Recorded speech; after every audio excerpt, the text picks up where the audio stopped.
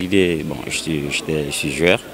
Bon, j'ai joué un peu à l'étranger. Bon, donc je suis revenu. Les amis avec qui je jouais ici, je les ai trouvés. Ils savaient jouer plus que moi, je pouvais même dire comme ça. Mais manque de soutien, ils ont presque abandonné le foot. Donc j'ai vu certains gérer les kiosques de Guinée Games, certains roulaient les motos. Le taxi là, bon, ça ne m'a pas plu. Donc vous voyez, bon, comme moi, Dieu m'avait donné la chance d'aller ailleurs, je suis allé, j'ai pris des relations, des contacts. Je me suis dit, mais attends, il faut que je mette quelque chose en place pour ne pas que la même chose arrive à nos frères qui viennent derrière nous. Donc vous voyez, et puis avec les voyages clandestins qui se passent là, les enfants se tuent. Bon, je me suis dit, si un enfant est bien structuré, il est dans une structure, il ne va jamais oser de sortir de la Guinée, aller faire des voyages clandestins, se tuer, ou bien faire, quand il y a les grèves, là, sortir, faire des grèves. Parce que quand tu es dans une structure, tu es bien organisé, même si quand on dit qu'il y a grève, tu ne peux pas sortir. Je suis partenaire de Génération Foot 224, ça fait 2 ans de cela. Parce que depuis 2017, on avait signé un contrat. Donc c'est un contrat qu'on avait fait franchement. Et puis depuis qu'on a fait ce contrat, et franchement, c'est avec des personnes qui m'encouragent beaucoup.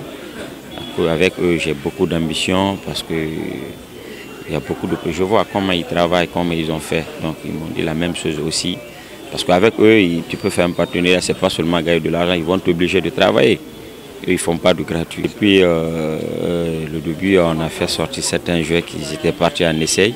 Donc, j'avais envoyé 3 personnes, Génération Foot, pour les essais. Bon, au début, là, comme c'était ma première année, les joueurs n'étaient pas à la hauteur, en vrai dit.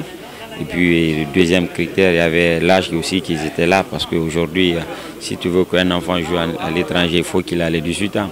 On ne peut pas faire signer un mineur qui n'a pas 18 ans. Donc ils m'ont dit, bon, ok, comme on vient de travailler, on a plein de choses à faire. Au fait, il faut chercher d'abord un cadre bien, il peut leur donner une très bonne formation pour que quand ils viennent chez nous, on puisse rapidement les balancer et dans les clubs professionnels. Nous, avec Génération Foot 224, nous, les joueurs on a 4 catégories. On a au moins les cinquantaines de joueurs qui sont internés, bon, pour les obliger d'aller à l'école. Parce qu'aujourd'hui, j'avais remarqué que les joueurs guinéens aimaient trop le football, mais ils aiment abandonner l'école pour le foot. Et le foot, ça ne peut pas aller sans les études. Et quand on parle d'une académie, on parle de l'étude. Donc nous, on les a tous hébergés. On a pris des professeurs qui les donnent les cours anglais, allemand, espagnol, pour les donner du courage, beaucoup de courage aussi d'aller à l'école.